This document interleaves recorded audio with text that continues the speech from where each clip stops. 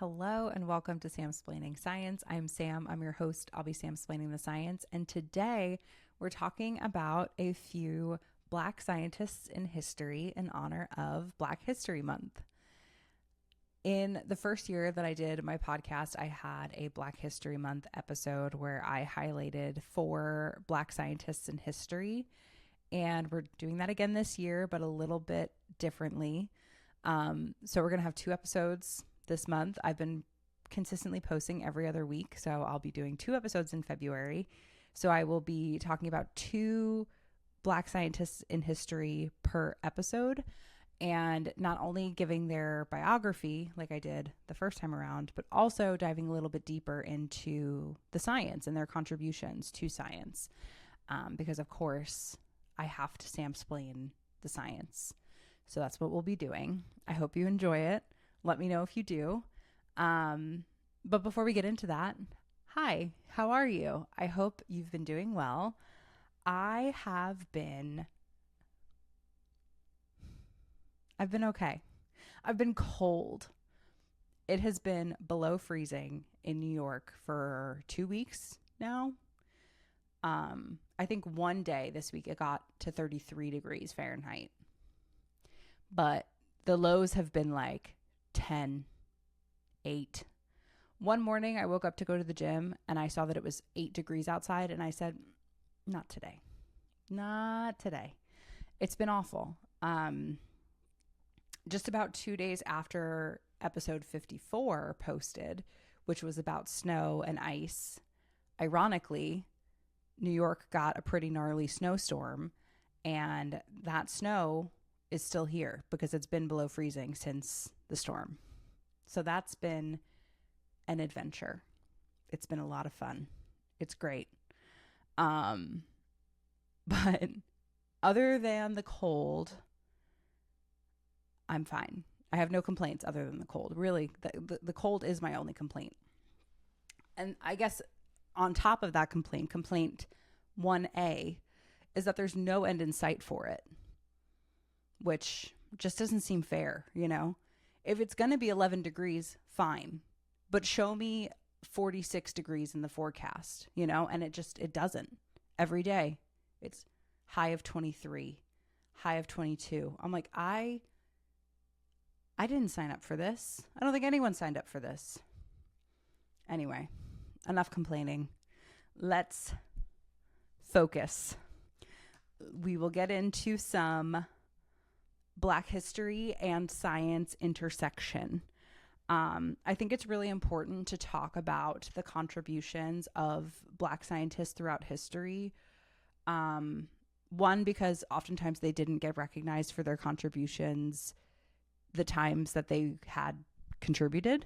But also because today, sadly, we live in a world where there are people who feel that diversity, equity, and inclusion, or DEI, is a bad thing, is a threat.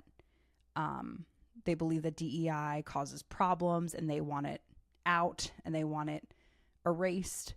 And I think it's just important for me to vocalize here on a platform where I do Sam-splain science, but I also share my opinion that that is not the case. DEI is not a threat. DEI is not a bad thing. Without diversity, equity, and inclusion, the world would be much worse off. We are better when we lift up all voices, but especially putting extra effort and mindfulness into lifting up the voices who have been systemically silenced. So with that, I am hoping to lift up the voices and the contributions of 2 Black scientists in history. So we'll get into today's questions for today's episode, one of them, obviously. But question number 1 is, who was Granville T. Woods?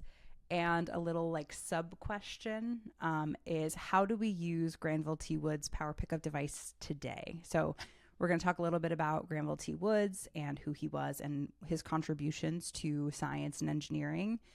And then we'll get into how those contributions are still used today. And then the second question is, who was Patricia Bath? And the little sub question there is, how do we use Dr. Bath's inventions in cataract treatment today? So similarly, for the second question, we're going to talk about Dr. Patricia Bath and her life and her contributions, and then kind of dig a little bit deeper into the science of her contributions and how they're still used today. So with that, we will jump in. So Granville T. Woods was an inventor and an electrical engineer. He was born in Ohio in the 1850s and died in 1910 in New York City, where he moved about, how old was he when he moved? I think it was like 1890. So I guess he was around 40, 35 or 40 when he moved to New York City. A transplant, if you will, as New Yorkers lovingly call people who move here from Ohio. Not me though. I'm technically a transplant too, so I'm silent. But anyway, Granville T. Woods, throughout his life, made a ton of discoveries and a ton of inventions, and he had almost 60 patents in his lifetime, which is wild to think about. But he was a brilliant mind, and a lot of his patents had to do with contributing to electrical devices and developing electrical devices.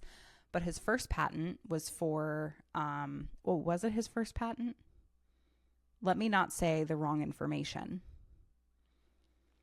I have in my notes here that his first patent was for an improved steam boiler furnace, which, I mean, we're not going to go into the science of that, but I'm still using that today. Especially today, when the weather is, I don't even want to tell you how cold it is outside right now. Let's go there. Let's go there. Oh, it's 25, but there's an extreme cold watch. The low is 15. Yeah, that sucks. Anyway, sorry. Let's focus on Granville T. Woods and how he made a steam boiler furnace, which I'll take one of those, please. But also early on in his career, he developed an improved telephone transmitter, which combined the telegraph and the telephone. And that was actually that patent, or I don't know if it was a patent. That invention was purchased by Alexander Graham Bell, who is the more well-known person who discovered and invented the telephone. I guess invented is the right word. He didn't discover a telephone. Anyway, words are hard for me. You know that. Unless you're new here, in which case, welcome. And words are hard for me. So one thing that I read about Granville T. Woods was that his nickname and what he was known as was the, quote, Black Edison. And he was named that for his many inventions. Again, he had almost 60 patents in his lifetime, including the induction telegraph, which the patent for the induction telegraph that he had, he got sued over. No. Again, words are not my friend, ever. Okay. Granville T. Woods had a patent for the induction telegraph. Thomas Edison was, I don't know, salty. I guess he wanted that patent, but Granville T. Woods had it. So Thomas Edison sued Granville T. Woods over that patent. And then he lost. And then after he lost, he tried to befriend Granville T. Woods and asked if he would be partners with him to work on this together. And Granville said, no, thank you. And when I read that story, one, drama, T, we love it. Two, it reminded me of in Hamilton, I guess also in like American history, but I learned American history through Hamilton. Um, and I'm not ashamed to say it. I'm not a historian. I'm a scientist. So I'm not going to learn history unless you rap it to me. Anyway, it reminded me of in Hamilton that scene where it was like an election between Aaron Burr and Thomas Jefferson.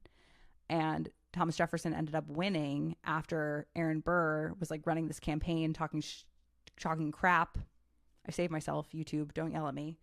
Talking crap about Thomas Jefferson. And then when Jefferson won and Burr lost, at the time, the law was that whoever came in second was vice president. And Burr came in second. So he was like, oh, I can't wait to be your vice president. And Thomas Jefferson was like, no, we're going to change that rule because you talked crap about me the whole campaign and screw you. So that's kind of what this reminded me of. Although at a different point in history, I guess about 100 years later. But Thomas Edison was starting to pick a fight with Granville T. Woods and saying, I want that patent. And then when he lost the battle, he was like, well, let's be friends. And Granville T. Woods was like, you can leave me alone forever, actually. So I don't blame him. I would actually be much meaner, if I'm being honest. But anyway, Granville T. Woods moved to New York City in 1890. So he was about like 35, 40-ish. And there he partnered with his brother. And there in New York City, here actually, where I'm recording, maybe not where you're listening, but where I'm recording, he invented the power pickup device, which is a technology we'll talk about a little bit on the next slide, but it's still used in railways today, including the MTA, including the New York City subways, including the Long Island Railroad, Metro North. I think I read also that the Boston trains use the power pickup device. So it's still used today around the country, maybe even around the world, probably around the world. And that was all Granville T. Woods' idea. Thank you, Granville T. Woods. Another point that I read that I was like, wow, this guy, even though he's a transplant, he's a real New York legend. He made the first electric roller coaster at Coney Island called the Figure 8. So he like basically created the technology that allows the subways to work as they do. I was going to say work as amazingly as they do. Do they? But that's not his fault. That's, other people's faults. But he, created the technology to help the subways run. And he created the first electric roller coaster at Coney Island. So that's like, I think if you're a transplant, your transplant status gets revoked when you make those sort of contributions to the city, So thank you, Granville T. Woods, for your brilliant mind and for sharing your brilliant ideas with the world and allowing us to benefit from them over 100 years later. We appreciate you. And with that, okay, hi, sorry, I had some technical difficulties, so I knocked over my ring light and then I had to go fix it, and now I forget where I was.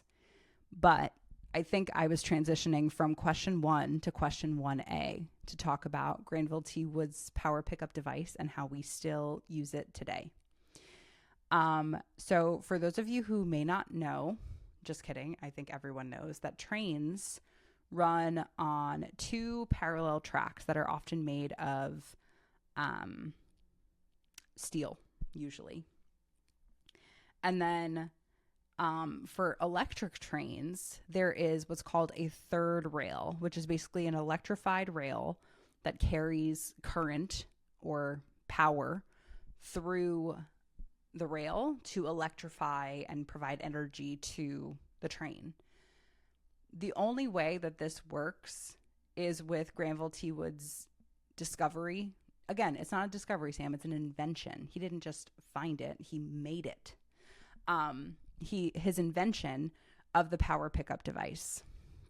So essentially trains have this shoe, as they call it, but it's really just like a little extension of the train. Sometimes it's a wheel that connects to this electrified third rail and carries the energy from the electrified third rail to the train's motor, and that allows the train to run. So you can use energy via electricity versus burning coal to make energy for the train to go, or, plugging in the train. Just kidding. But, the trains need power to move. And this invention of the power pickup device and using this like third rail technology to provide power to the train so that it can move, what is really revolutionary. It was revolutionary for the time.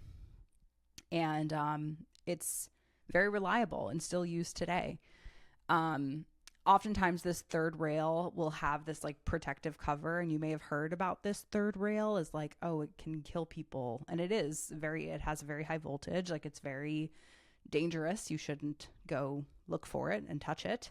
But from an efficiency standpoint and from like an energy standpoint, it was groundbreaking. And again, the impact, we still use it today. Every time I get on the subway, I'm thinking about now the electrified rail and the power pickup device that Granville T. Woods invented.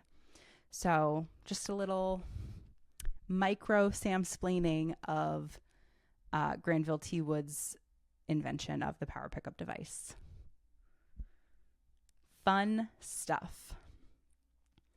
Now we'll move on to question number 2, which is, who is Patricia Bath?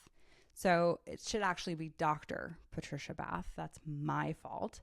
Dr. Patricia Bath she is an MD. She's an ophthalmologist, a research scientist, and an advocate.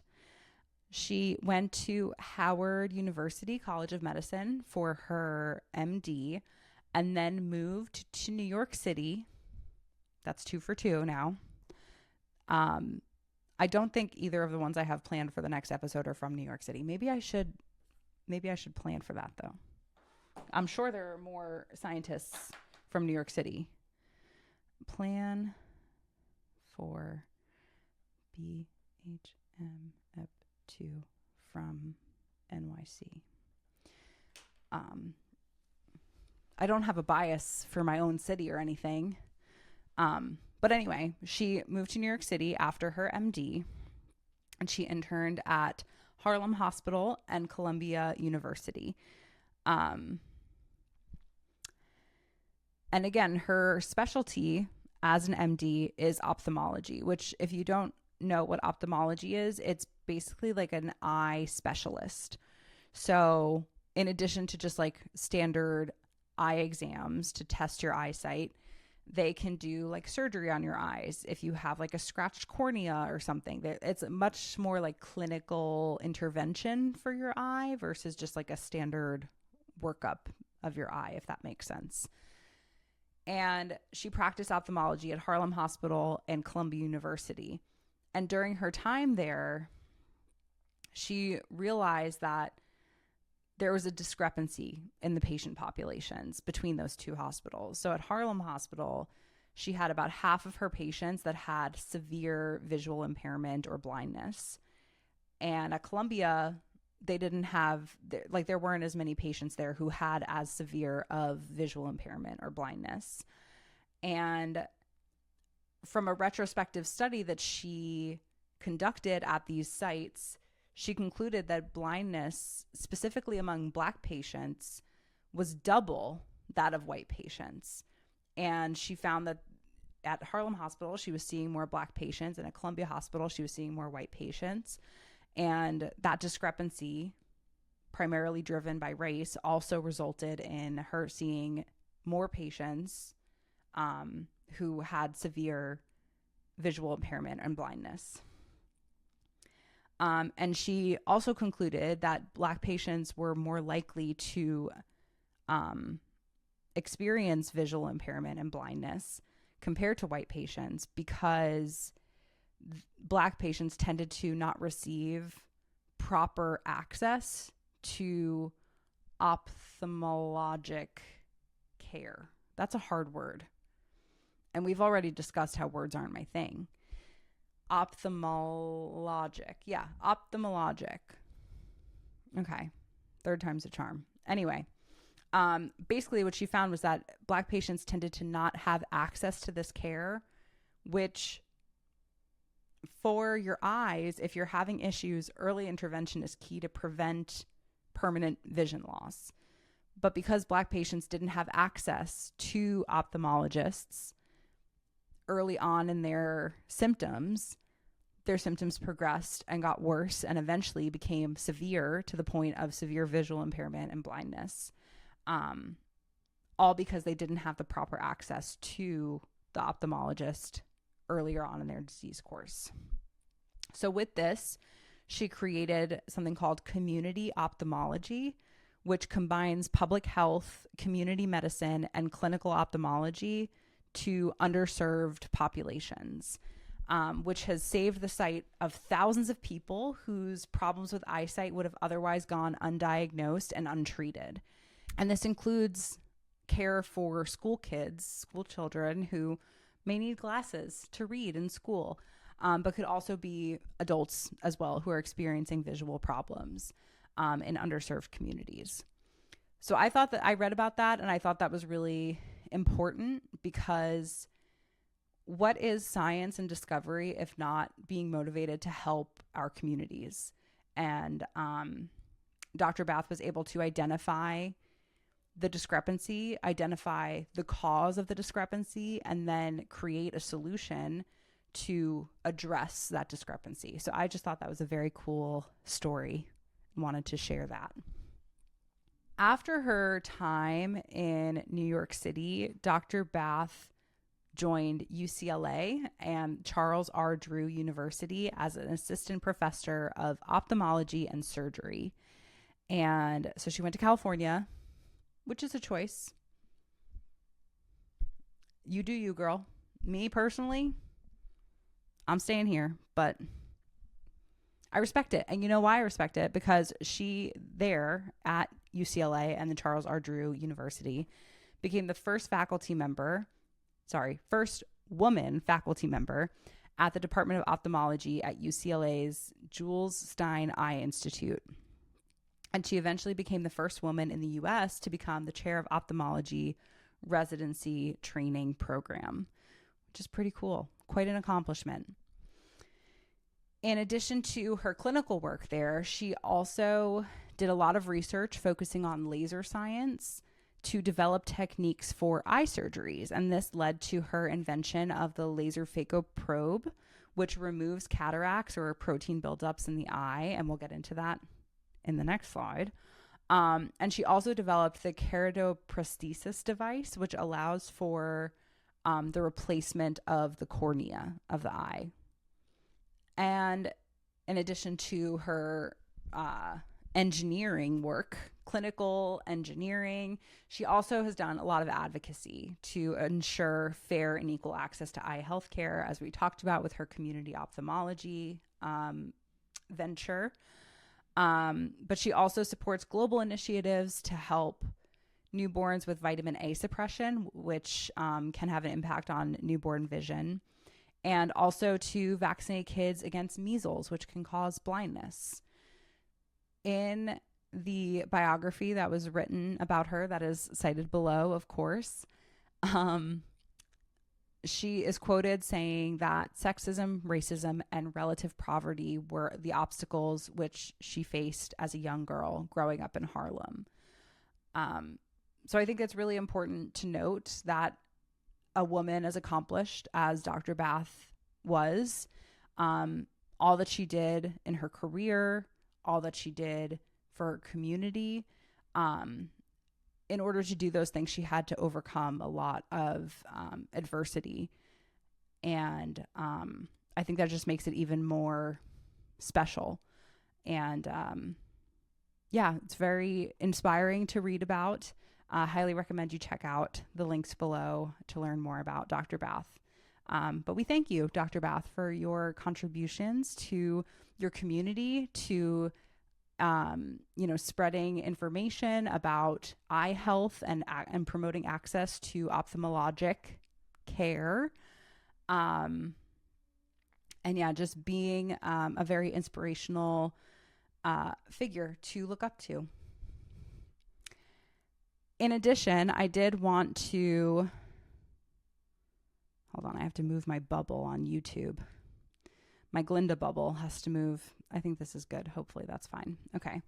In addition to talking a little bit about Dr. Bath's biography, I wanted to talk about her contributions to science. And I mentioned that in some of her time and her research experience, she developed inventions like the laser phaco probe and the keratoprosthesis device. So I wanted to dive a little bit deeper into the laser phaco probe, which is used to remove cataracts. So if you don't know what cataracts are essentially like protein buildup in the lens of your eye. So like the proteins kind of break down in your eye, and it can cause like blurry, cloudy vision. More than half of Americans over 80 years old either currently have or have had cataracts. So it's a very common thing to experience. And the risk for developing cataracts include aging, old age. It also can include smoking, diabetes, family history of cataracts, or eye injury. And the treatment for cataracts can include surgical removal of the cataract as one of the treatment options. And that's where Dr. Bath's innovation plays a big role.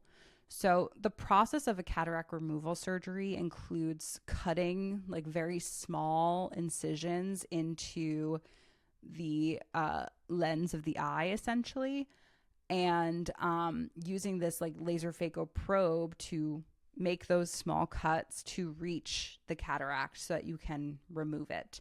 So they break up the cataract and then they remove it and replace the lens with an intraocular lens.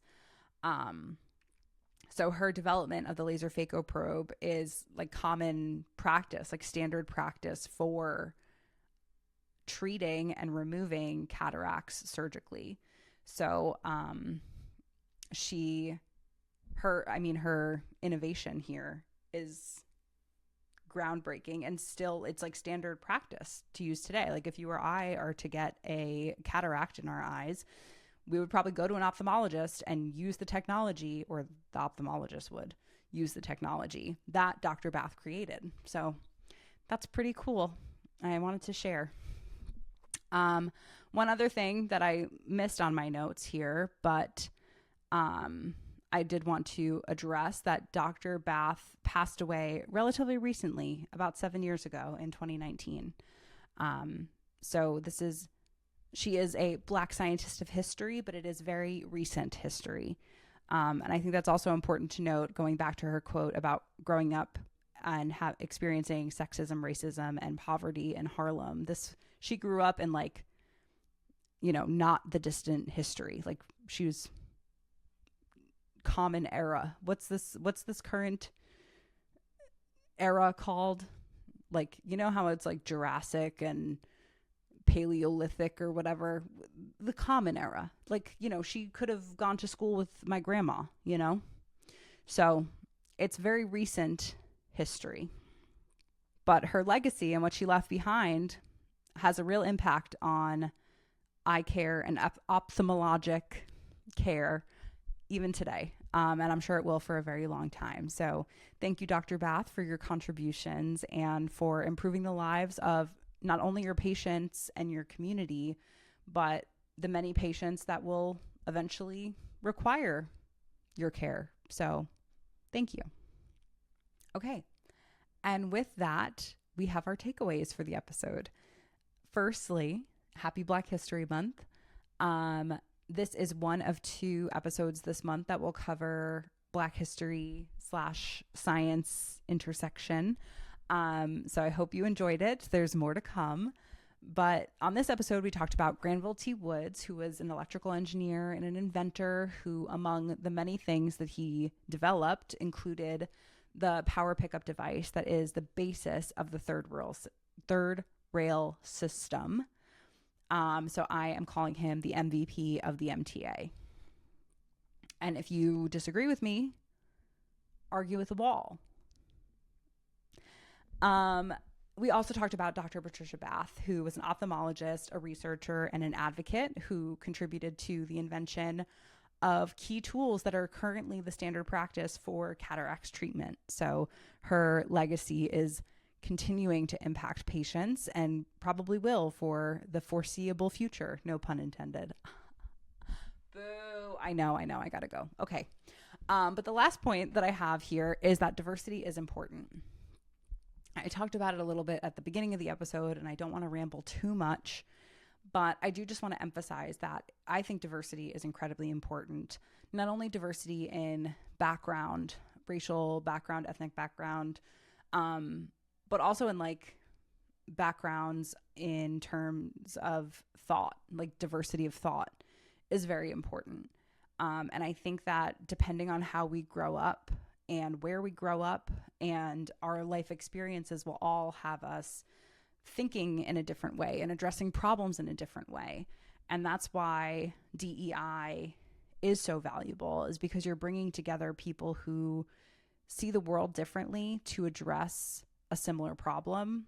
And when all different walks of life are considered in problem solving, we are going to get the best, most efficient answer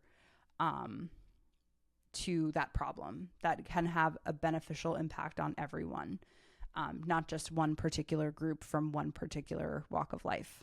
So whether that's for electrical engineering or medicine or, other problems, I think it's really important and valuable to have voices that are diverse to address those problems. So, hey, okay, well, that's all for me this week. Please don't forget to follow, rate, and review the podcast wherever you're listening, and subscribe on YouTube, please. You can also follow the show on social media, where I am at samsplainingsci, so you can connect with me there and ask questions if you'd like. You can also submit your questions at samsplainingscience.com/ask. So if you have anything that you'd like to have Sam explain to you, ask away. Thank you so much for tuning in to this week's episode. I hope you learned a little bit and laughed a little bit, and I will talk to you next time. Bye.